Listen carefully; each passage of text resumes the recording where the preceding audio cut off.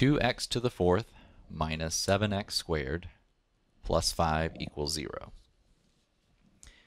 In this case, I'm going to let u equal x squared, because when I substitute x to the fourth, I could express as x squared to the second power, which reveals an additional place where I could substitute u in.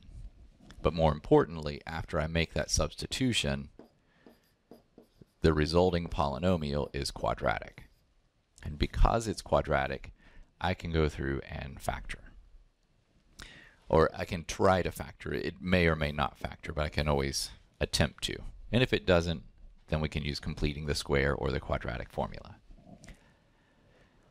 So in this situation, two things that multiply together to give me 2u squared, 2u and u, those are my possibilities. Now, two things that multiply together to give me 5 are 5 and 1, and those are my only possibilities. And then I just have to check that middle term. So if I multiply 1u together, or 1 times u together, that's just u. 2u times 5, that's going to give me 10u. So that's not actually going to work out.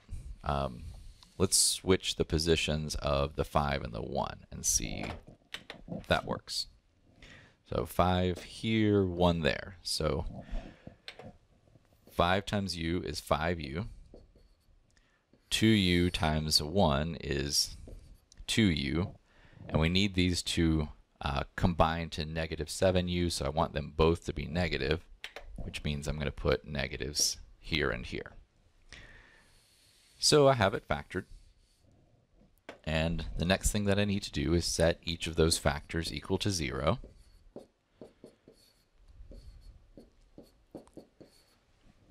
So 2u equals 5, or u equals 5 halves.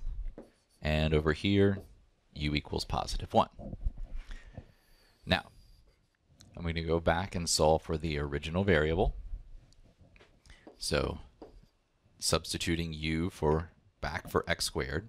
So x squared equals 5 halves, and x squared equals 1. Now to solve for this, the inverse of squaring something is taking the square root. So I'm going to take the square root of both sides. But one thing you have to be careful of when you take the square root involving a variable is to take the positive and negative. So this would be x equals the plus or minus square root of 5 halves. And when I take the square root over here, it's going to be x equals the plus or minus square root of 1. The square root of 5 halves can be reduced because you're not supposed to leave square roots in the denominator. So you can reduce it by multiplying by the square root of the denominator over itself. So you're rationalizing the denominator, that is. So square root of 5 times square root of 2 is square root of 10. Square root of 2 times square root of 2 is the square root of 4, which is 2. So I have plus or minus root 10 over 2. And on this equation, plus or minus root 1, square root of 1 is just 1. So plus or minus 1. So those are our 4 solutions to this problem.